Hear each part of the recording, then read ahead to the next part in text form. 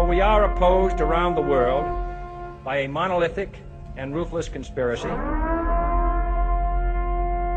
that relies primarily on covert means, on infiltration instead of invasion, on intimidation instead of free choice, on guerrillas by night instead of armies by day. There is little value in ensuring the survival of our nation if our traditions do not survive with it. All right, welcome to episode 67 of the Abuse Hour. It is I, your host, Coffee Long, coming to you unsupervised, unmedicated, and an unchecked threat to society. So I haven't put anything out in a little while, man. But like I said, I was telling somebody in the chat, man, it's been a real motherfucker of a couple of weeks.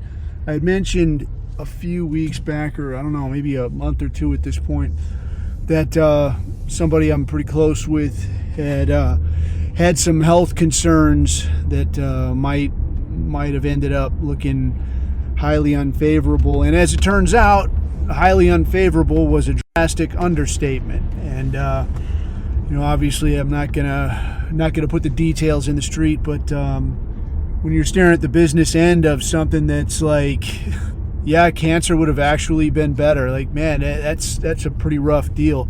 I mean, it is, I guess, in a way, I was talking to the guy, and in a way, it's like, yeah, you're in a spot where, like, you got some time, but you're not in a spot where, like, yeah, we're going to go to all these weird, extraordinary measures to try to extend your life. It's pretty much a deal. It's like, yeah, dude, your time is pretty much set in stone. Like, the big clock is running, and you're on the way out. And you talk to a guy and try to say, like, look, in some ways it's fortunate for a guy to know, he doesn't have much time left, and if you're going to leave your mark, this is how much time you have to do it. But it still sucks, dude. It just really sucks. But something shitty comes down the pipe. It doesn't mean the coin clippers are going to stop trying to replace you. It doesn't mean that they're not going to try to turn every other 12-year-old on the planet into a table dancing tranny, or not going to try to import the entire third world to make your neighborhood look like a bazaar market. And so the shenanigans continue, man. Race war stops for no one. So with that, man, it's a downer, but the party don't stop. So we're going to keep on abusing here at the Abuse Hour. And, the guy will always be kept in mind, but that's not going to detract from our greater mission. It's just kind of a real motherfucker that, it's one of these deals that, like, you hear about, maybe you read about, but you don't ever expect to see something like this in real life. Like it's like a movie, dude, like a really bad movie where, like, somebody would get some kind of broke dick news, and then they go on to, like, I'm going skiing in the Alps, I'm going to climb Everest, I'm going to, paint a self-portrait, build a house, whatever. And, and then they find out later, like, well, no, you didn't have any symptoms. What do you think? No, it was just a little mix-up. It was actually for this guy over here. Oh, well, he's dead already. So what are you doing? Like, oh, it just changed my life. Like, yeah, it's like that, except not. Except you kind of see the train coming down the tracks, and, like, yeah, no, man, this is clearly what it appears to be, and you ain't going to walk this off. So it's like, in a lot of ways, like winning the lottery, except in reverse. And it's the damnedest thing, man. For as many good deals as I've had, and I've had some good deals, I've had some extraordinary experiences, and it kind of sucks, just the nature of our thing and the nature of our situation, that we can't really talk about a lot of details. And I try to give you guys as much in the way of details as I can, but when I look back at some of the things that I've been part of or things I've been there for, it's like I can't fucking believe it myself. Like, sometimes it's like a Forrest Gump kind of a thing. Like, yeah, here's that thing, you heard about it, now that over there on the side, that's me right there. Like, what the hell is this? But then you get some kind of a deal like this comes down the pipe, and you're like, son of a bitch, man. Like, how can you keep being here for all this crazy shit? And, in fairness, dude, I ain't going to try to make the shit about me, because it ain't about me. It ain't happening to me. It's just happening near me. It just fucking sucks, is all. With that, though, man, yeah, the party don't stop, man. The party don't stop. And so here at the Abuse Hour, we're going to keep the abuse going. So today, man, I wanted to hit a little bit on, I wanted to review kind of this Rob Rundo thing, man, and we'll get to that here momentarily. And if it should ring a bell for you, and if not, I'll give you as much details as I have. But I wanted to kind of go over some of that. Wanted to touch on a few more staying invisible, staying anonymous, not getting yourself in a tight spot type things. And then lastly, dude, what somebody had put in the chat, somebody had posted this pretty sweet article about, obviously not for my usage and obviously not for your usage, because we're all law-abiding citizens and nobody would ever have a reason to come looking for us. But just as a topic of conversation, vis-a-vis your Julian Assange, your Edward Snowden, your Rob Rundo, if we entertain the idea of what if I was in this man's shoes? If I was playing this like some kind of live action role play, like what would I do? And so where are some countries for which U.S. extradition does not apply? And there's not a lot to work with, but there is a little flex in there, and there are some things to think about, some things to think through, and it's just some stuff to entertain the idea on. But first, man, so this Rob Rundo thing, dude, this guy, for my money, let me just spell it out like pretty plain and simple. So this guy Rob Rundo is one of the co-founders, I guess, founder or co-founder of RAM, the Rise Against movement, which is essentially just a pro-white fitness organization, right? Like, these dudes aren't doing anything crazy. I mean, if they were black and they had on berets and carrying rifles and marching down the middle of a street, people would say, oh, look at this, these good fellows are organizing, and that's lovely to see. But it's not that. It's white dudes who get together, they do workouts, they do a little boxing, they do a little grappling, they went to some protest events, and as it happens then, back in 2017, there was a pro-Trump rally in Southern California, and there were some Antifa dudes that showed up, basically just to do what Antifa dudes always do, show up, start shit, hurt people, and then take off and pretend to be a victim. So these guys, the RAM guys, I guess, showed up, and these Antifa guys started attacking these Trump supporters, and these RAM guys, and again, as I understand it, stepped in and fought some of these guys off. But then it was these RAM guys who got arrested. They all got arrested. Nobody else got arrested. They got arrested and charged with rioting, conspiracy to riot, all this kind of shit. So this Trump rally thing that went on, man, this was back in 2017, and I think this was before the Charlottesville situation. And I don't know if you remember, like, back that far, if you were part of this thing or not, man, but back that far, like, it was a state of flux, dude. Like, you could still get away with quite a bit. You could get away with showing your face in public, but it was like the regular citizens weren't going to come down on you. But it was like, if your name and your face got out there and they were like, hey, it's a white supremacist, like, that was sufficient. Like, anybody that got called a white supremacist in the newspapers was like, yeah, you're basically fired. We're going to come to your house. We're going to make a scene. Now it's like, dude, everybody's a white supremacist. Like, if you're not, beating on the door trying to enlist to defend Israel or to fight for Ukraine, like, you're a de facto white supremacist. So fuck you, right? But back in the day, it was a serious thing. So this rally went down in, I want to say it was Huntington Beach, and I actually got invited to that, man. There was a dude that I knew when I still lived in California, and he called me. He was like, hey, man, there's going to be a Trump rally, and we think there might be some Antifa guys show up. We're going to go down there, just lend some support and shit. And I was like, I'd like to, man. I'd like to be able to. And I had heard that, like, the RAM guys, these are good dudes, they're stand-up guys.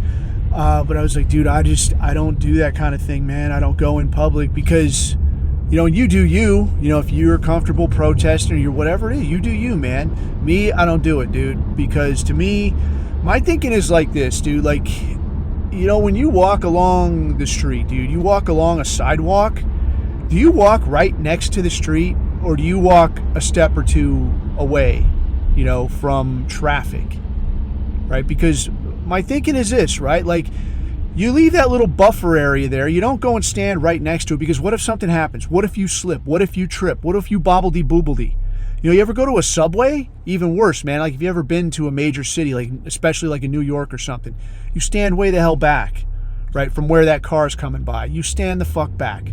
Because what if someone bumps into you? What if you just have your head up your ass? You're like looking at your phone and you're like, whoa, hey, and you just kind of lose your balance for a minute. What if some dusty African comes by and just shoves you because he's malicious or because he's drunk? We know this happens. All right, or just for kicks. I just want to throw somebody on the tracks. Is this a possibility? Fuck yeah, it is. So when you're in one of these tight spots, you leave a little slack, right? You stay back a little bit. Now, if something happens, you're standing there waiting for the subway, and Tyrone comes by and is like, "Motherfucker," and gives you a shove. You can still like bump. You could probably fall right over if you want, but you're not going to end up straddling the third rail, getting turned into an appetizer. Because you didn't leave any slack in the system. So to me, this is kind of the same thing, where these, especially being part of our thing, where these public demonstrations are concerned, is that, like, yeah, dude, you can show up, and yeah, you have more rights, and yeah, maybe you're more physically capable than somebody that might show up to oppose you.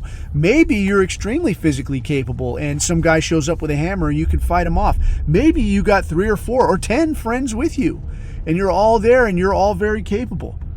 But what fucking if, man? So to me, like, what if? And this particular situation, I remember thinking it at the time because I had considered, like, dude, these guys are fucking in shape. These guys are solid. I could probably go out here. Things will be fine, dude. I remember thinking, like, yeah, I could see going to this, man. What could possibly go wrong? Like, I'm in shape. I can fight. These guys are in shape. They can fight. Who's going to fucking try you? And you're not breaking any fucking laws. You're just showing up to show support, which was, the naive take at the time.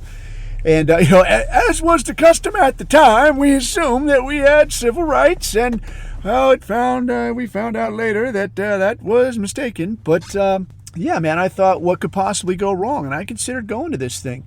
But then I find out later that it's like you show up, these fucking, screwball Antifa dudes start beating on these, honestly, like probably just some mild-mannered Trump supporters, people who just wanted to get together and wave flags and do what those people do. And, unfortunately, falsely tell themselves that they had somebody that supported their interests, driving this train. So these guys start getting beat up, and now these guys step in, and weapons come out. Guys are getting fucking worked, all right? So it becomes a heavy-hitting event, man. It becomes a fucking scrap. And now I look at that, and I'm like, well, if I know that I have a good chance of being in a situation like that, am I going to walk into that unarmed? Fuck no. So now I'm in that situation, and I'm armed. Now what happens? Now I'm not going to be on trial for just... beating a guy up or something. Now it's going to be like, yeah, there's a guy that's really, really fucked up. Like, he might not make it. And that ain't to try to flex some kind of thing like, bro, you don't want me, bro. I'll fucking kill people. But if you're going to put yourself knowingly in a situation, and I'll get back to the topic in a minute, but if you're going to put yourself in a situation that can be avoided where they're like, yeah, there's a pretty good chance, man, that I faced armed opposition here. To walk into something like that unarmed with a fucking excuse of like, yeah, but my rights, bro. I'm just here to exercise my rights, bro. And like, oh, yeah, you crack my fucking head open. Well, haha, the joke's on you. You broke the law. No, dude, they broke your head. And now you got fucking nothing. Now you got a fucking limp and a speech impediment, but you still got your rights, right? But as we've seen here, you come away with a limp and one eye that doesn't work or some kind of shit, but you're still going to get hemmed up for conspiracy to riot.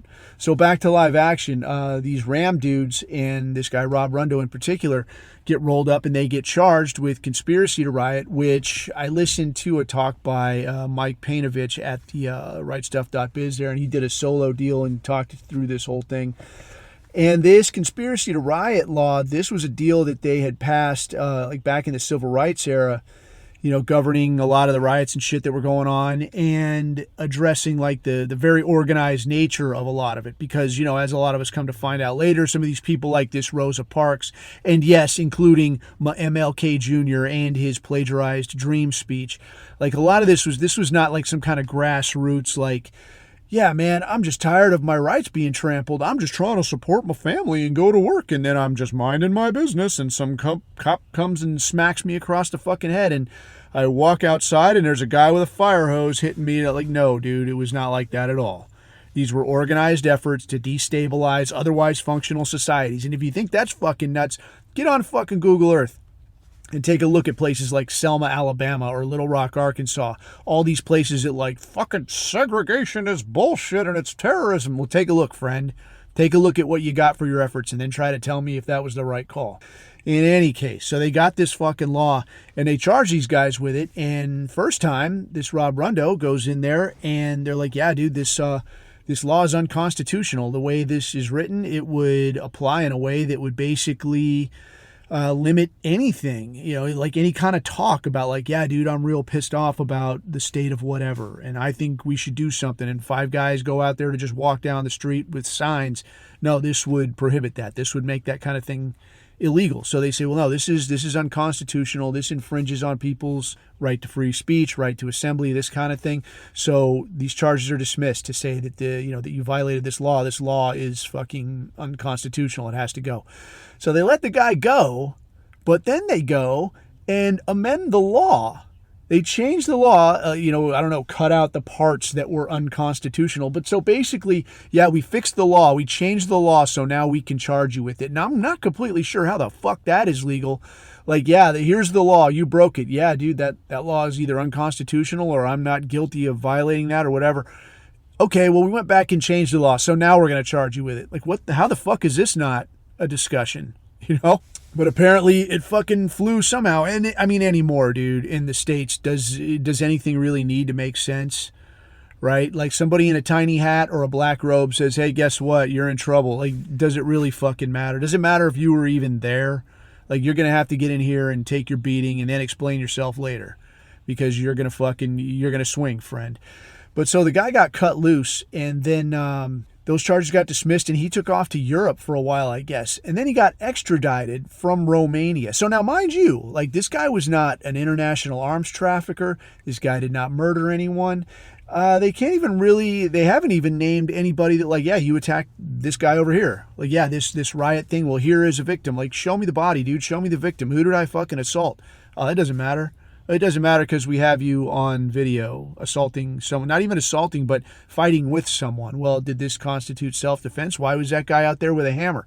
It doesn't fucking matter. We're in here for you. So they extradite this fucking guy from Romania. Like, go to all that fucking effort like he's goddamn war criminal or something. Extradite him from fucking Romania, lock him back up. And I think that went down in, I think it was March of 2023, if I remember right. And, so he'd been locked up on that occasion since March 2023. And now, just recently, the other day, I guess by the time this comes out, 2 days ago or something, the judge looks at it and says, yeah, okay, so I see that you have, adjusted this law. Now you want to prosecute this guy for conspiracy to riot and whatever the fuck else, like conspiracy to violate civil rights or hate crimes or assaults or what the fuck ever they're going to charge him with. But this guy says, well, look, whether he may or may not have done those things, this is, I think the term was prejudicial prosecution, where it's essentially like there's 2 people involved in something, say like 2 guys are robbing a bank, and now you say, well, I'm gonna prosecute this guy, but this guy over here, I'm gonna just let him go. I'm just gonna let it go. And I guess a criteria for this thing is that it's got to be people that are in the same situation, and there had been other attempts to, I guess with the January 6th guys, to say like, hey, like look at this Portland situation where people had stormed a courthouse or had invaded a courthouse. These guys are doing the same shit. Why are these guys not in any trouble?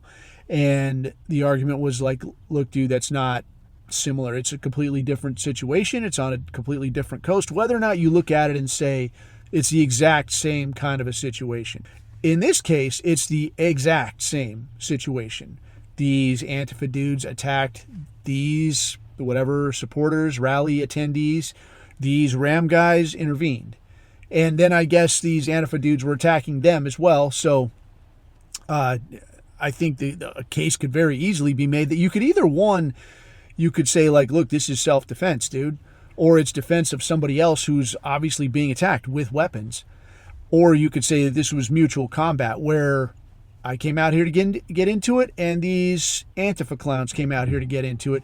We decided mutually to get into it. But what you can't do is say, well, no, those guys with hammers over there, they're good to go. You go ahead and take off. You guys owe. You guys are going to be in some trouble. You're all in trouble. Come on in here. So the judge found it this way and said, yeah, no, man, you can't prosecute these guys, but not those guys. So he cut him loose. So apparently these feds had their paperwork in a row and ready to file.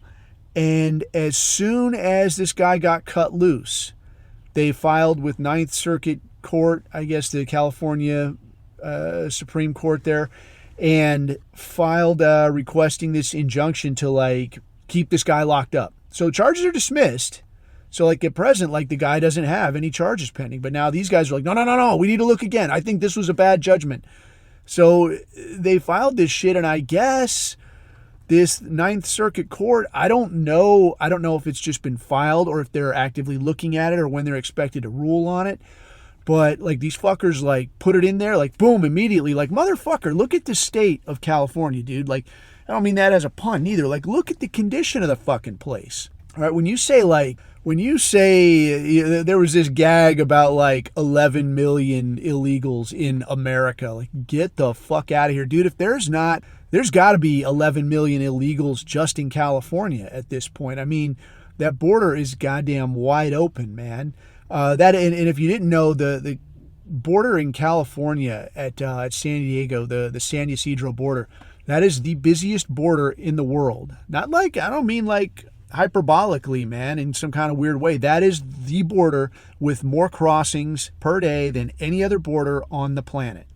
Or I don't know how many it is. You look it up on your own time if you want. But I mean, there is a metric fuck ton of border crossings there, and people will come across. I mean, it's just if you go and you see it, man. I mean, it's I've been to that border, and it's, well, you know what? You can see it in, I think it was that movie Sicario. I think they filmed it at that border.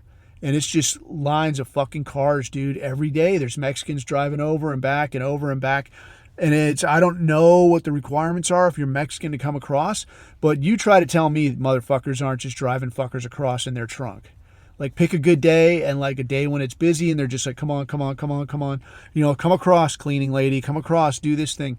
And tell me that there's not people coming across in trunks of fucking cars, all right? And I'll eat my hat, dude. The same way, something you would see in Southern California is there's actually people that would drive to work in Mexico. I mean, you see all kinds of shit, dude. I knew a dentist that lived in the U.S., but had his office in Mexico, just right across the border. And the deal was that you do the same shit with the same equipment, you provide the same service, but you go over there and you do it for a whole fucking lot less, but you're going to go home with a whole fucking lot more money because you don't got to pay all this malpractice insurance. You don't have to go through all the insurance and give them their fucking cut. Because when you do this through insurance is taking this monster fucking cut, and now this guy gets whatever the fuck he gets. Right, so it's a huge fucking shakedown. So a guy goes over there, he does what he does. You need your teeth fucking fixed, you're getting it from this American dude. He just works, 10 miles down the road instead of right here. It costs you less, it costs him less. Everybody fucking wins. But he's going to drive down there in the morning, and then in the evening he's coming back. But now what's going to stop some guy that say some guy is, whatever, Mexican American, he's going to drive down there. Now what's he coming back with? If he sees the same border guards, if he starts getting a schedule of I know this guy's going to be here. I got a feel for the traffic. I know, what it's going to be like up there. All right, Tuesday, dude, I'll bring back whatever you need. I'll bring back this guy. I'll bring back this pallet of fucking cocaine, whatever the fuck, dude. So you try to tell me with that many millions of crossings going on that nothing fucking shiesty is happening? Get the fuck out of here, dude. And that's just counting the legal fucking avenues of entry. That's not counting any of this shit where just walk on in, dude. I mean, if you go to the coast, because I've seen the coast right there at the California-Mexico border, dude, it's just a little fence that runs I don't know what, 20 yards out into the water. Put your fucking shorts on, swim the fuck around. Just swim around the fucking fence. There's nobody there. Go down the fucking beach. It's right fucking there. Get your cousin Jaime to pick you up on the freeway or some shit. It's a quick fix, dude. Like, it's madness, dude, to suggest that there's any level of border security. But looking at California, man, that place is completely fucked, dude. I mean, there's high schools there where people just don't speak English. All right. I will tell you, and I can tell you this because there's really no dox risk to it. When I was a lot younger, my youngest kid in California had this kid in school, and he'd come home, and I'm like, how's school? I don't know. How's school? I don't know. I'm like, what the fuck do you mean? I don't know. And like, he'd tell you something, and like, we did this, we read this, we looked at a book. Like, how the fuck is that all? That's all you did today? Like, you looked at a book? Like, you listened to one story, or you did one activity? He's like, well, I can't understand a lot of it. And then you find out that, like, at this school, like, half the day is in Spanish. So they're reading the book. Well, they're reading, to your kid, but now half of it's going to be in Spanish because they're reading to all the illegal kids. And a lot of places, they would have this shit where, like, yeah, you've got to have an affidavit saying you actually live in this place, in this neighborhood, or that your kids should be going to school here. That doesn't mean shit. You know what I mean? That people would do shit like, we saw this kind of shit in the military too, where people are like, bro, let me set up a phone at your house. So basically you get like a cell phone bill, or you take charge of somebody's gas bill, or you take charge of somebody's water bill or their trash or what the fuck ever, just so you have a bill that's going to that fucking house. So now if you got a kid and it's like, yeah, I want my kid to go to this school in this neighborhood, and like, okay, you got to fill out this thing says you live here and bring us some kind of proof of residency. Okay, like what? Like a utility bill or a phone bill or some shit. Okay, here you go. Okay, you're good to go. And so you'd see these school districts with like these fucking niños just lined up out the fucking door, and like, how the fuck motherfucker, I know you don't live here, dude. Or they'll all, gang up. And I've seen this too, where like families, like multiple families, will all be registered at the same shitbox apartment. Like 20 of them are living in, apartment F, the 1-bedroom apartment F, and they all fucking live there. So, I mean, it's fucking insane, dude. It's that place is fucked. So, and that's why I left too. But so, to look at all those fucking problems, not to mention the fucking crime and the drugs and the homeless shit. I mean, just the madness, dude. The place is being fucking gutted. And in spite of all that, you're going to look at this situation and say, this is well and good, but this Rundo son of a bitch, this is top of the ticket, dude. This needs to be handled fucking yesterday. And to make that priority one, I mean, that just speaks to me in terms of what a threat they see this guy as. And in terms of this rise against movement thing, I mean, dude, I had looked into it, and it's, compared to a lot of stuff you see out there, it's very minimally political, quite honestly. It's about guys getting in shape, guys getting off substance abuse, guys staying clean, guys being productive, guys cleaning up their act, finding work, finding a kind of fellowship, a kind of a camaraderie. All good shit, all extremely positive shit. But the idea that, one, that it's white men linking up and doing this shit together, and two, that they're developing any kind of capability of protecting themselves. That right there, it's like, yeah, this is a fucking no-go. I don't want any part of this. And even if they can't make it stick on this guy, the point is that you see it and you're like, dude, I saw what they did to that fucking Rundo guy. I don't really want to be part of anything I mean, I guess last I had heard was he had been released, and I'm not sure exactly how you go and roll the guy back up, because it's like, well, dude, there's no charges. Those charges were dismissed. Like, how do you just go right back to the guy and like, hey, I got to take you into custody for fucking what, guy? Like, what are the fucking charges? I don't know, dude. I don't know. They're trying to decide on the charges still.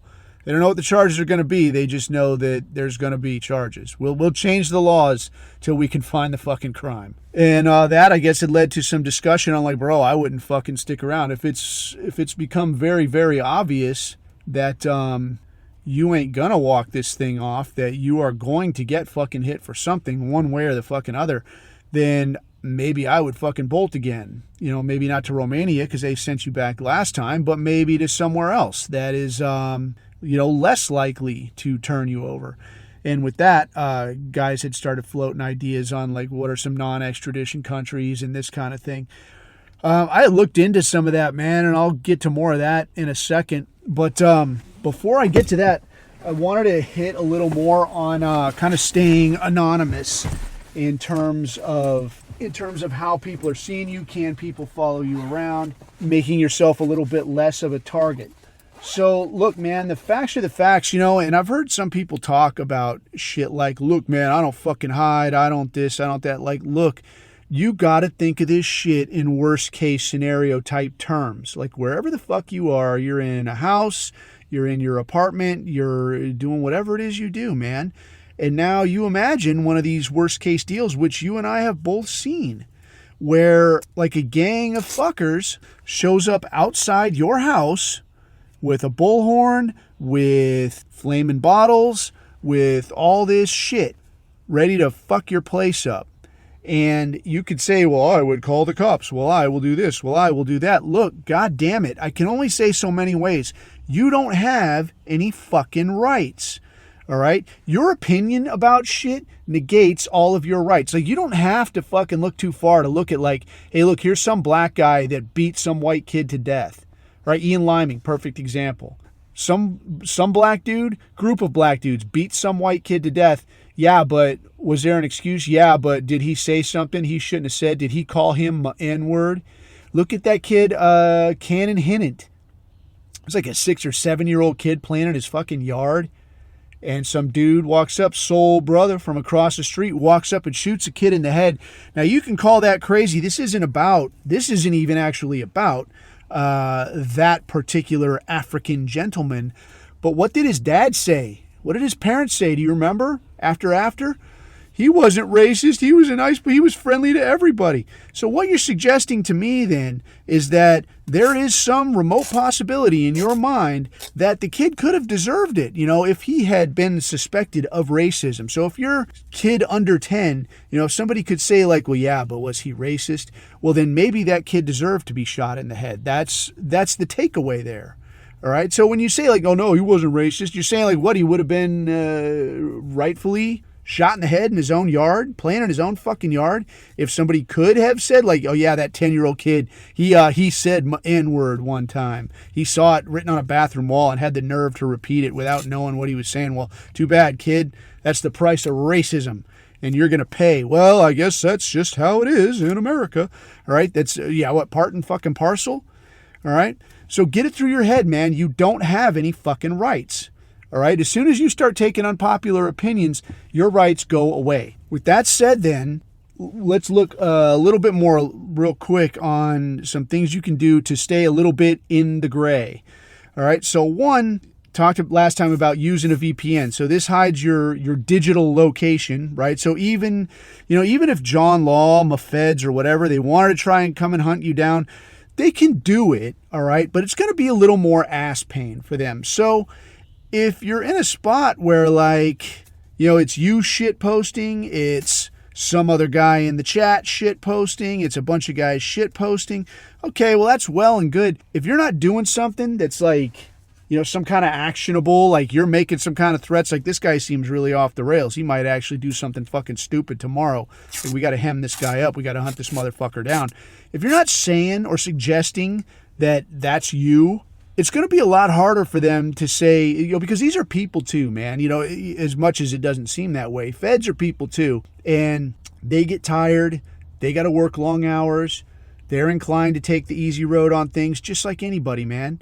So when you've got all your shit in a row, when you make yourself hard to find, when you've got your VPN on, when you're not giving little breadcrumb details to let people figure out who you are, when you're hiding yourself like that, they're going to naturally take an easier way. It's what people do. It's how people are. And they're going to go, you know what? I could spend the rest of my natural life trying to hunt this guy down, or I could just shift over here and go round up this idiot who's like posting pictures of his house and pictures of a bunch of guns and saying that, he's gonna, whatever, day of the rope, some kind of crazy shit, right? He's gonna do something fucking completely off the res. I could just go roll that guy up. That's a whole lot easier. So in that sense, like we talked about last time, in a digital sense, you want to remain as low profile as possible, dude. Don't give somebody a reason. Don't give somebody a reason to come to your door and ask you, what exactly did you mean by this when you said da-da-da-da-da? right? Don't fucking do that. So in the same way you try to stay low-viz in a digital sense, you got to try to stay low-viz in a physical sense. So what I'm talking about there is like, even if you do go somewhere where you're talking it up, you're sharing some fucking opinions, this kind of thing, what you want to make sure of is that you yourself, anything identifiable as attached to you, like your car or where you live, make sure you minimize that shit as well. All right. I still have a habit of like, dude, if I'm driving from somewhere like back to my house, dude, I'll drive through mystery neighborhoods or take a few extra turns or maybe hop over there and hop back and like stop at a gas station and just sit there for a minute or two just to check it out. And maybe you could call it paranoia. Well, it's paranoia until they show up at your fucking house, dude.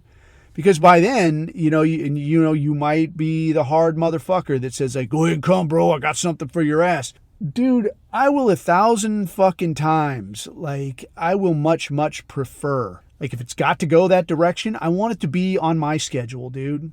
I would want it to be like when I decide, like, okay, dude, it's going kinetic today. I don't want to have to make that decision when somebody has followed me back to my house. Or if I go to some fucking rally or some shit, which I don't do anyway. But if I had, and then I go back to my house, that somebody just follows me and sees what I'm doing. All right, so to that end, dude, I say protect yourself. And what I mean here is that one real easy trick you could do is what I'll refer to as the pit stop. So making frequent pit stops, and this can be in your vehicle. This can be while you're cruising on foot. Like if you're going from one place to another, then you just duck into a spot and you see what happens. So what you see, like, and it was interesting because like listening to that talk today on the Rob Rundo thing, Mike Panovich was talking about how he had met up with a few of these guys on a few occasions, like years back, and they had done some stuff like gone to, they had some fires at the beach and stuff. Like in California, you can do this shit. Like they'll have fire pits out there. You go down to the beach with your friends, hang out there for the evening, put a fire on, sit there and yuck it up for a while. But he said he'd gone out there with some of these guys, like some of the Ram guys, and they were out there, and while they're there, there's like John Law is out there fucking sitting in their black SUV. The fucking feds are out there checking them out. Like, well, we're going to follow these guys, see what they fucking do. Dude, I don't give any free passes for that kind of shit, man. So you want to follow me, fucking follow me, Holmes. I mean, with these guys, obviously, it's like they don't give a shit if you notice. Yeah, you notice I'm following you. That's fine, dude. But make them fucking pay, dude. Like, go ahead and get in the car, fucking drive them all over the place. Drive their car through, all kinds of shit neighborhoods. Because they're probably not going to look at whatever you're driving. You drive through the fucking hood. A lot of these places, dude, that you'll notice in the hood, I spent sometimes in and out of some really shitty fucking neighborhoods. And a lot of these places where there's a lot of like drug trafficking or this kind of shit that goes on. Dude, I've been to neighborhoods where they have video cameras set up, like on the street. All right. They'll have their little informant networks, and there's a little guy out there and like whoop whoop, and they'll fucking hooty hoo, and guys will take off running, doors will get locked, windows will get shut, this kind of thing. Driving through some of those neighborhoods, man, make them uncomfortable for a little while. Come on, fuckhead, we're going to the hood. We're going to the ghetto. We're going to drive you around. I'm going to pull you through all these fucking neighborhoods. And that's really one of the takeaways here is if somebody wants to follow you, like they got to go where you go. So you can fucking drag them into shitty neighborhoods. Dude, I drug guys into strip bars once when I was doing some of this shit for training, man. And they're like, stop going to fucking strip clubs. I'm like, what's the problem? You uncomfortable? Like, that's the fucking point of this, dickhead. Like, if you're not comfortable and I am, then who's got an advantage? I do. Get fucked. So, yeah, I digress, though. But, yeah, in terms of keeping that low profile, man, like, keep your, dude, you're a fucking political dissident. Keep your shit on the lowdown. Don't put fucking bumper stickers on your fucking car. Like, why would you put stickers and shit on something that can get destroyed when you're not looking? It may, like, and stickers and shit like that, it makes it easier to follow you. Get rid of that kind of shit, man. Dress a little bit anonymously so you don't stand out. Don't wear shit like, the Doc Martin type shit, the 1.0 type tip. It's a cool look, man. I love the fucking look. I think it's fucking hilarious. But don't do that shit. All right? Don't do it. It makes you fucking obvious. It makes you a target. And it's the last thing we need at this point, because we've already seen that if these fuckers see you, like if you're out there with your big fucking boots and you're like your 1.0 look, which cool as it is, If you're out there Han Solo, dude, now what's to stop these fucks from like, hey, let's go beat the shit out of that guy? They come up to you with a fucking hammer. If you tune up 3 of them, who's going to get arrested? I think the Rob Rundo example fucking speaks for itself, does it not? So I think we beat that into the ground, man. But again, like, anonymously, you don't get to pick and fucking choose. Just like this fucking Navalny thing, man, this fucking Alexander Navalny thing.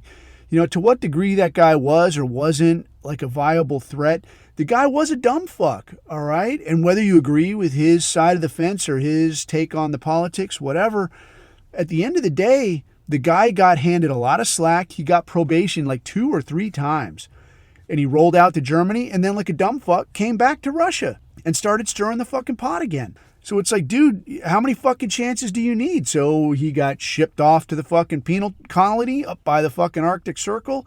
And then whether he got snuffed by the U.S. or by the Russians, which I highly doubt, honestly, or he just fucking fell down dead, died of suddenly, I don't fucking know.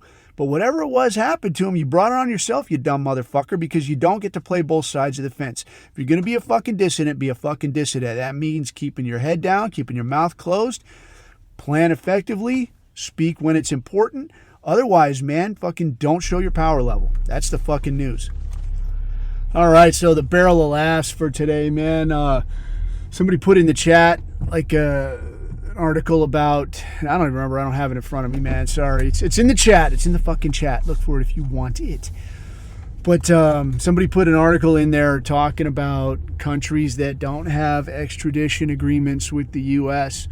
And I guess kind of the first thing to put in your pocket, man, is that, I mean, the U.S. in a lot of ways really does rule a lot of the world with just an iron Hebrew fist, man.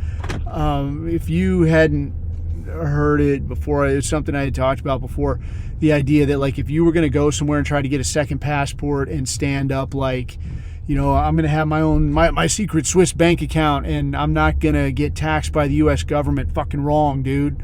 100 shades of wrong. Because the way it is that the U.S. basically has a stranglehold on most of the civilized world, whereby, you know, you go someplace and you get a passport, it says where you're born on the fucking passport. Not like where are you a citizen of or what country is this thing for, yeah, but where were you born? And if it says U.S., then when you walk into whatever bank you walk into and like you get a citizenship in wherever, dude, Jamaica, you know, like you're Jamaican and you get the passports and you go into the bank and you got to open an account and they see that and it says U.S. Like a lot of countries are just like, man, sorry, I can't do shit for you. Like I won't fucking help you out. Like you're gonna have to go get like your driver's license or your local ID or whatever the hell, and then walk in there and try to do it like you're some kind of regular person, because their concern is that the U.S. will put the wood to these countries and be like, hey, you got an American doing some banking there, we want to see what they have. And a lot like most countries will be like, yeah, okay, whatever you say, boss. So they're not gonna give you any play. So like this idea of like, I'm gonna get another passport, I'm gonna be a citizen of somewhere else, and then Uncle Sam can't touch me, ha ha ha. Like, yeah, wrong, dude, you are mistaken. So in that sense, looking at, if you were, you know, like we were talking about hypothetically, this idea with the Rob Rundo or with the Julian Assange or any of this stuff, if you were going to look at like, where could I haul ass to, you know, like say whatever, you're hard and raw on the run from the law and you want to hypothetically get away, then where could you go? There ain't a whole hell of a lot out there, but this article listed some places, and I wanted to talk through a few of these spots, you know, give some things to think about, but also some of the things that are a little bit, I don't want to say outside the lines, but just not, what's out there is not the same as the way you think of it. You know, kind of like if you think of like a legal system or a hospital, especially a hospital, and you're like, oh, what does a hospital entail? Oh, it's this. Dude, go to a hospital in like somewhere in Asia, dude, you're going to have an entirely different impression. All right. And so there's a lot of that where this is involved. So this, right off the bat, like this Rob Rundo thing, this guy rolled out to Romania And I think that's where that Andrew Tate balloon head and, whatever anybody thinks about him, the guy's, he's just kind of a fucking dork for my money, man. I don't know what that guy's fucking deal is. The guy's like, he was like living that high life, living that baller life in Romania or whatever, and got rolled up. But I think the thing to take away there, especially from that thing, is money talks, dude. Women like money. So the guy was in Romania, not Rob Rundo, but this Andrew Tate thing. If you remember that, and if you're not too aware of it, you got to appreciate the differences in how far you can get in an economy, depending on, the money in your pocket. So you got dollars American in your pocket, like a lot of places in Asia, a lot of places around the world. And certainly Eastern Europe, the dollar goes a long fucking way, and that's going to come up later. But I think the mistake this fucking guy made is the same mistake a lot of military dudes make when they go to Asia the first time. And there's women like women who are in shape, like young for them, if you're into Asian women, which I'm not especially, but just the same, young and in shape. They're their version of hot, okay? They're hottest women. They're throwing themselves at you because you are filthy fucking rich. All right, so you look at some rich motherfucker driving around in the U.S. that's like, I got like a big penthouse fucking that overlooks the park or whatever, and I got a fleet of Benzes, and this is rich son of a bitch, and women are like, he's got a really nice personality. And you're like, this fucking guy, you just like him because he's rich. You want those Benzes. All right, you go somewhere else, it's like, they like you because you can afford running water. He's that high rolling motherfucker. Like, he goes to the Burger King. He's got that running water. He's got that air conditioning on demand. I can air condition whenever the fuck I want. That's you, dude. High roller. And I think the mistake Andrew Tate made was like, yeah, dude, I'm a good looking baller ass motherfucker. I'm in East Block, dude, rolling deep, and I got all manner of hot bitches up on my tip and shit. I can't even do his accent because it's like this thoroughly irritating combination of like quasi-British / fucking Canadian / the 56% or whatever, and it irritates the shit out of me just to hear it. I don't like hearing people talk. I look, Leafs, I love you, man. Day of the Rake, I'm your guy, but that accent, it's gotta fucking go, man. It's gotta fucking go. And Andrew Tate smoking a cigar and like shit talking some good looking blonde woman that's like trying to get a leg up because basically she's a hooer. But, don't try to sell me on this, Holmes. But it's like the mistake a lot of dudes make that you go to one of these shitbox countries where the dollar is so fucking strong, and, you walk out of there thinking that you're fucking rich, smart, and good looking, like you got your shit together. Like, no, dude, you're still the same fucking schnook you were, a few days ago. Just now you have a fuck ton of money. So, long story short, fucking Andrew Tate got pinched, sent back out of Romania. Rob Rundo got pinched and sent back out of Romania. And I don't know, maybe there's something to Romania. Maybe it's the shit. Don't know. Never been. I did read up a little bit on East Bloc though, with that article there, and it lists out like all these East Bloc countries, and all of them are listed as having extradition agreements with the U.S., with the exception of Andorra. In Andorra, so like check this shit out. I looked this shit up. So the countries that don't have extradition treaties, it was like Andorra, Kosovo, and then I want to think that Switzerland will tell them to get fucked because Swiss are just that fucking way. Vatican City, but like you ain't getting no long-term stay in a lot of these places. So looking at like the thing I wanted to hit on here, like especially where Eastern Europe is concerned, is one, like a Europe type situation would be ideal because you're a white dude and you're on the run. You're going to be able to speak the language, but a lot of these places like Switzerland or France or Germany, your dollar ain't going to go very fucking far, man. So it already costs a lot, right? And doing any kind of secret squirrel shit, like when you see like James Bond and shit, like high roller, like that's why they're rolling high like that, because this shit is expensive, dude. Like trying to live 2 lives, 3 lives, this shit is fucking spendy. All right, so you're like, you stay in a place, you got to roll to another place, maybe somebody's going to dime you out, you got to pay somebody off, you're always fucking moving. this shit ain't cheap, dude. So something like, your average European country, it's not going to fucking go well, dude. You're going to want that financial advantage. So trying to step into like, I had read that like France will give the U.S. a hard time. Poland, like Roman Polanski had set up shop there. And, fucking pedo or rapist or whatever that he fucking is. And that makes it hard for the U.S. to get at him. But, ideally, you're not a rich person, so what you want is one of these places that's like, no, dude, it's not a matter of paperwork, it's not a matter of deliberating, it's a matter of like, we don't do this shit. We don't do this shit here. So, like, Andorra, I looked at that, and that's right between France and Germany, or is it fucking France and Spain? It doesn't fucking matter, really, because you can't fucking afford it, long and short. So looking at it, it's like this little ass place, and these people's deal, I guess, is like, yeah, you can't become a citizen of Andorra. Like, getting residency in Andorra is like years of dick dancing, apparently. Like, you're always on the bubble. Like, it ain't gonna fucking happen for you.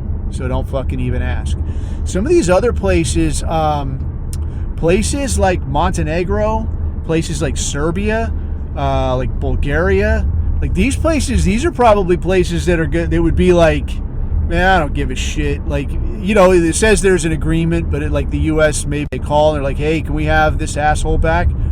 Man, I don't know where he is, dude. Or like, you give the local guy a couple $100 and it'd probably be like, man, I didn't see shit, dude. Get the fuck out of here. Like, any chance to like shove it up the U.S.'s ass and be like, yeah, sorry, dude. Why don't you send me a whole bunch of paperwork and a bunch of filing fees, and I'll see if I can dig up your man. And like, yeah, nah, couldn't find him, dude. Go ahead and resubmit in a few years or a few months, whatever suits you, whatever you want to pay for. That I could see something like that. So something like Kosovo, I ain't never been to no Kosovo, but I see that it's a place that doesn't have an extradition treaty. And then, of course, you've got Russia. Russia, though, very cold, very difficult language to learn. But again, Russia, dude, I have seen where they've got all this stuff where like they want traditionally minded people. They're like, come fucking over here, dude. So if you wanted to set up shop, you were like on the run, dude. I mean, they took Snowden in, and it's like one more chance to be like, fuck you, Uncle Sam. Like, I'm not going to do shit for you. I'm not going to fucking help you out. And, to that extent, you could kind of see it as like, yeah, maybe this would be a fucking ideal option, hypothetically, if you're Edward Snowden or Julian Assange or somebody that's on the fucking run. If cold is not your thing, Georgia, not the fucking state, but the country, Georgia is another place that doesn't have an extradition treaty, and that place is just east, I think, of Turkey. And the deal with Georgia was like, obviously that was a former Soviet satellite state, and it's a little bit, I had read about it previously, and it is pretty rough, as I have heard. I'd read some stuff where people are writing about it, about like, oh, everybody's friendly, real estate's cheap. Like, so this is a place where your dollar goes real fucking far. But like anything, this is a place where like you're gonna have to really kind of have your head on a swivel, dude. Like, it's a faraway place. If you check it out, like their writing system, it looks like Lord of the Rings type shit. Like, it's a trip to look at. I don't know shit about their language. I know a lot of people there speak Russian. I don't know if it's an official language. So, if you could speak Russian already, or you I don't know, if you have some kind of knack for that shit and you want to try to pick up Georgian, maybe that's for you. But again, it's a place with no extradition treaty, so maybe it works in your favor. Shifting away from Europe, man. Well, I mean, there was Vatican City as well, but I don't know. You ain't getting set up in no Vatican City, man. Get the fuck out of here with that. But shifting away from Europe, looking at like South America, I didn't see anything that didn't have an extradition treaty with the U.S. But what I would say is again, depending on where you go, there's probably some places that are like, yeah, officially we do, but a few dollars pointed in the right direction, and that paperwork gets lost, man. And Also, too, I think something, about South America or Central America would be that, the U.S. has got to think to look for you there. And I don't know, and definitely this is the case with Eastern Europe. I don't know to what degree passports are checked at the border. So probably, I know that like I drove from Germany to Poland once. And dude, I got to tell you that story next time, man. I'll tell you the Oktoberfest Part 2 story next time, and it's a real shit show. But when I drove from Germany to Poland, I know there was no fucking border checkpoint, and I wasn't like taking no fucking back road. Like I was cruising, and you're on the fucking Autobahn, and you're hauling ass, and like you're doing your Autobahn thing, man. 5 fingers of death. Fucking kill yourself if you want. But you're hauling ass, and then like that nice smooth road turns into like ribbed for her pleasure, man. Like your fucking rocky road, ba-blam, ba-blam, ba-blam. Like there goes the fucking suspension. You're like, what the fuck? Like, yeah, dude, you're in Poland now. That's what the fuck.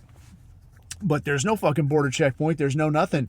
You're just driving, and now the road is shit, and the lights are out, and there's bullet holes in the buildings, and you're in fucking Poland. Congratulations.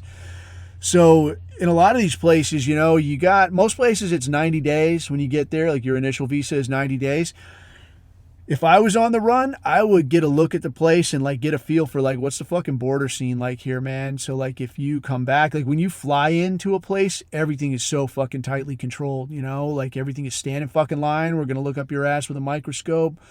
We're gonna scan your passport. We're gonna scan you. Like, dude, I went on a fucking vacation thing to Mexico. And these fucking people, man, like it was like you're fucking trying to be beamed aboard the goddamn Enterprise, man. They got you locked in a little glass box and they're looking at the thing and looking at you like, asshole, don't act like I'm smuggling something into fucking Mexico. Get the fuck out of here with this weak shit.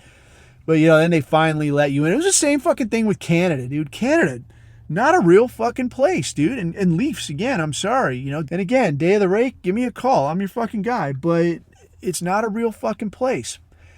And it was the same thing, man. They're looking up my ass with a fucking, maybe it's just me. Maybe that's the problem, right? Ask enough stupid questions, get enough right stupid answers. But, they're looking up my ass like I'm trying to smuggle maple syrup into the fucking yard gnome capital of the world. I don't fucking think so. But when you drive in, apparently like a lot of this shit just goes away. Like they're just going to look at your passport and wave you on down the fucking line.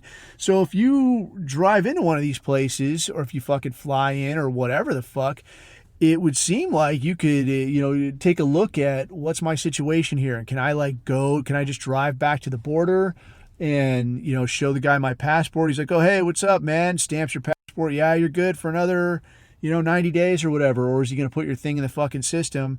And they're going to be like, oh, yeah, you're a fucking wanted man or whatever. And if that's the case, then now is the time for you to fucking skedaddle. So maybe in that situation, it would be a good deal where if you were hanging out at like a border of, Montenegro and Kosovo, or Kosovo and Macedonia, I think was another one that didn't have an extradition treaty. And I don't know how dodgy Macedonia is, but, some places like that where you're like, the border of Panama and fucking whatever, Colombia. Like, does anybody here give a shit? Will you just look and ominous and stamp the fucking thing and I can get out of here? And if that's the case, man, then like you could be good to go indefinitely. They're like, yeah, wanted man, schmonted man. Who gives a fuck? Looking at Asia, dude. Asia, there's a lot, and Asia's a place I've spent some fucking time. And I'll tell you this about Asia, dude. A lot of people will look at Asia as like you can do goddamn near anything you want. And in a lot of places you can. Like that's the vibe. You can do goddamn near anything you want. I was in one Asian country and we were hanging out with these gangster fucks. And one of the guys I was working with asked one of these dudes just for kicks, like, hey, just for kicks, like if I wanted to buy a person, like say I wanted to buy a girl, like, is that possible? And this dude was like, without batting an eye, he's like, $3,000, I'll get you a girl. I'm like, what the fuck? Like this motherfucker was serious. Like, I get you a girl, $3,000. But then he goes on and he's like, I get you a girl. She's your responsibility now. Like you feed her, you take care of her. Like you're fucking buying a horse or some shit. I'm like, God damn, dude. Like, but these fuckers are train wreck serious. So there's like a lot of this shit where it feels like you can goddamn do anything you want. But at the other end of the spectrum is the fact that in a lot of these places, they actually have really strict laws. So what they don't have is like laws about selective enforcement, or like what must be enforced, or what can be allowed to slide. So in like a lot of people, I will say, don't know that like in Thailand, prostitution is actually a crime. So I've been through Thailand, and if you've been through Thailand, you know what the fuck I'm talking about. Like this is the only real tourist attraction here. I go for the diving, like bullshit, dude. Like I've been on fucking exercises there, and like that's what fuckers are over there about. Like all of the fucking weirdos in Europe, like they're about this shit. So fuckers go over there to get their girly show on and shit. And that shit is fucking rampant. It is everywhere. And I think, speaking specifically of this, a lot of people, I think in the West, when you say prostitution, it's definitely not what you see in the States. And I think it was like this in Europe, and it's definitely like this in Asia. Like it's definitely like target of opportunity. Like there's not some designated part of town, or there's not like certain bars you go in. Like it's literally everywhere. So like if you're at the hotel and the girl behind the desk, and this is Asia, dude, from fucking Europe, I don't know if it goes on like that. I don't think it does, but definitely in Asia, if you go to the hotel, like the girl behind the desk sees you're American, and sees like you probably got an ass ton of money, she'll try to tell you where she's going to hang out later. And she'll be like, yeah, come see me later. I go to the whatever bar. And if you're at the whatever bar, she's gonna be available for a price. All right, like, dude, I walked into a Dunkin' Donuts and a chick tried to sell me some ass in an Asian country. So like that shit is rampant.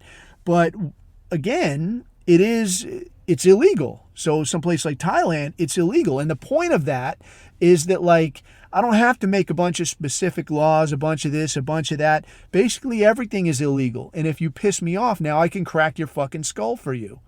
All right, so it doesn't have to be like, as long as I do this, I never do that. Like, no, dude, you got to be real fucking cool. Because if these people decide they don't like you, they can just fuck you up.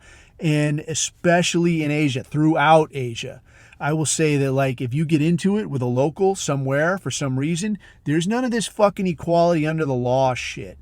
Like if you're over there for a long time and you're burning through fucking dollars, at some point like that shit's going to level out and you're going to be like another face in the fucking crowd. But these people are going to be like, yeah, that's that fucking foreigner over there. Like I don't need this motherfucker here. Like you're not spending big money. You're not a cash cow no more.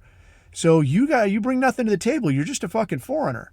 And they're not going to be cool to you. So you stick out like a sore fucking thumb. And if anybody ever comes asking, like, hey, where's the American? You're the American they're talking about. They're going to know who they mean. Like, oh, yeah, he stays up the road in the shitbox hotel, or he's in that fucking hut down the beach, or whatever the fuck. Like, you can't really hide in a place like Asia. But, should you elect to, looks like Vietnam and Cambodia are countries without extradition treaties. Even among people that like dudes that would go to Thailand, and in the military, there's like a lot of dudes that'll bounce out to places like Philippines, Thailand, this kind of shit, live like kings for a while, come back, whatever. Even those motherfuckers call Cambodia the Wild West, dude. And I know a guy that lived in, like, he went to Thailand, like he had never been, he had done a lot of work in Europe, and then he adjusted to where he was working in Thailand, and he went around the fucking bend, and he was like, dude, I'm getting out, I'm fucking living here. I'm like, all right, bro, whatever you're into, not my cup of tea, fucking whatever. So this guy moved to Thailand, and it wasn't wild enough for him, because this guy was around the bend, dude. Like, this guy's nickname was Bipolar. So like this fucking guy, like, he was a real nice fucking guy. And let me fucking say it this way. So this guy, he was a real nice guy, and he was like, I guess he was kind of a skinny dude early on in his career. And this guy was in my community, and he was kind of like a smaller, skinnier guy. And he went on a deployment, like he had attached to a team that was like working through like Africa, working in Europe. And he came back, and I guess this guy was married to a bartender. I never met this woman, but he was married to this bartender chick. Came back and finds out like she's pulling three-ways and just an absolute whore, which is not as uncommon as you might imagine. But divorces this fucking broad, gets taken to the cleaners, as you do in the military, comes up broke, and it just like flipped a switch in this fucking guy's head, man. So like he would still be, once in a while, like he'd still be a pretty nice guy. But this fucking guy, like, he'd get a couple drinks in him and he might be a real nice guy, but then the switch would flip and he'd just be like, whap. And he was like, motherfucker. And what sucked was like, so this guy got on the juice, so he like bulked up real fucking big. And he was like a real pretty motherfucker too. And like I had said, like the special ops community, there's a lot of good looking fucking dudes, man. Like I ain't no fag or nothing, but like there's a lot of pretty motherfuckers. Like you know the type, man. Like these dudes at Women are like crossing the room like, hi, I just wanted to meet you. And you're like, God damn it. It ain't me, but there's a lot of those cats. And this guy, this bipolar dude, he was definitely one of them, man. So like this guy would be out and, you know, you're having a few drinks and like women are coming up to him and like, hi, I like your fucking t-shirt, or like, I like your busted up Adidas that he was always wearing. And he's like, yeah, fucking whatever. And we'd start taking bets like, how long is it going to take, man, until he pisses this broad off. And like, we'd be having beer bets of like, I'll buy you a drink if he goes 20 minutes. If he can stand there for 20 minutes without pissing anyone off, I'll fucking buy the next round. This guy wouldn't last 2 minutes, 3 minutes. And it wouldn't matter what it was, dude. It could be about anything. Price of tea in China, and he'd have some woman in tears. You stupid bitch. You don't know shit. You're a fucking moron. And like, goddamn, man. Like, take a fucking wrap off. Dude, she's trying to go home with you right now. And he's like, no fucking way. I'm not running a goddamn soup kitchen over here. Okay, pal.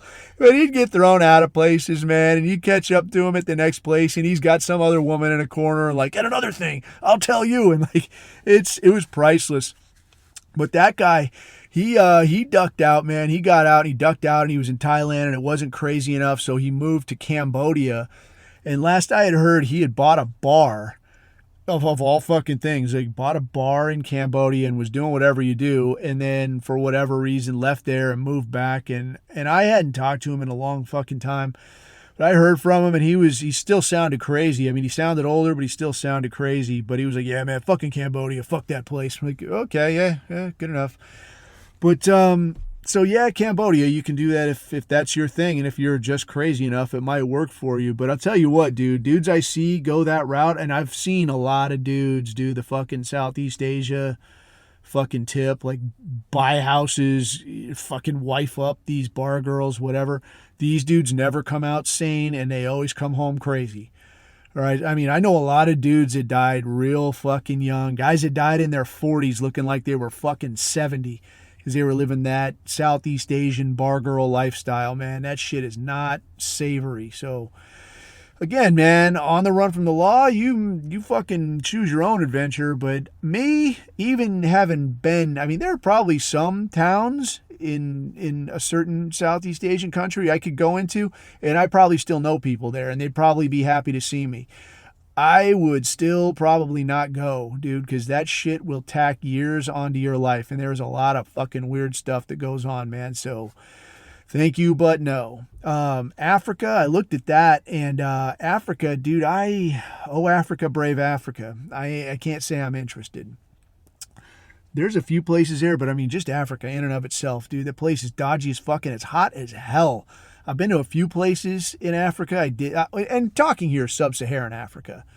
All right, because we'll skip to the fucking Arab countries in a second. But sub-Saharan Africa, do not want, dude. I've been to a few places there, and it is hotter than fuck, dude. I was in Djibouti in December, and I was sweating like a fucking nun in a whorehouse, dude. It was awful. So, no thank you. No thank you, and then some. As far as, you know, Africa, okay, it is technically Africa, but some of these Arab states, places like Saudi, places like UAE, these places will most certainly tell the U.S. to just get fucked, all right? But something like that, a UAE or a Saudi, like that is expensive living, depending on, you know, what you're doing. So if you can get over there, if you've got a marketable skill, so if you can work remotely, or if you've got some kind of way that you can work there, or if you're an Arabic linguist, or really, you know, there's probably a handful of like expat type companies if you can link up there, but you got a little time to do it if you have like 90 days on your visa or whatever. But UAE, this could be a high standard of living, or Bahrain, you know, or Saudi. These are places where you can achieve a high standard of living, and whether or not you could find gainful employment or a way to stay alive, that's sort of up to you. Apart from that, man, it's really tough going out there. If it was me just Han Solo, I would probably look at something like a Russia or a Georgia. I would probably opt for Europe just to be around Europeans, man. Asians, like, you can deal with them.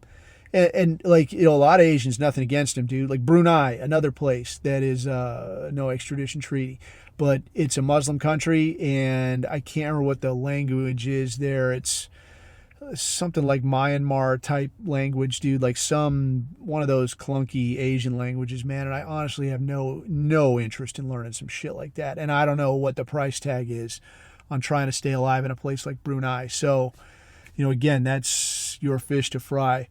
But, if it was me, I would probably, maybe for a short term, like until the heat blows over, maybe try to look at something like a Central or South America where you could lay low and bounce around and move back and forth and hopefully just sort of avoid the all-seeing eye. Or if I was just absolutely sure, like if I'm an Ed Snowden or if I'm a Julian Assange and I know like I'm in bad fucking shape, I would probably look at like a UAE or a Bahrain. Bahrain is not bad. I've been to Bahrain, dude, and it's if you haven't heard about Bahrain is like a little island off the coast of like Saudi, and it's not a proper little island. I mean, it's its own country, right? But the idea there is it's a place where Allah can't see. So these Arabs will go over there and get all fucked up. They'll drink, but they don't know how to drink, right? And I ain't saying like be a professional alcoholic or some shit, but they'll get all fucked up. They'll get all fucking loopy and wacky. Then they'll want to fight you, and they're not jacked. They're not naturally big people. So it turns very fucking weird, very fast. There are some places, like there's some decent restaurants there. There's some decent bars there. The Gulf airline stops through there, and there'll be what they call gas girls, Gulf Air stewardesses.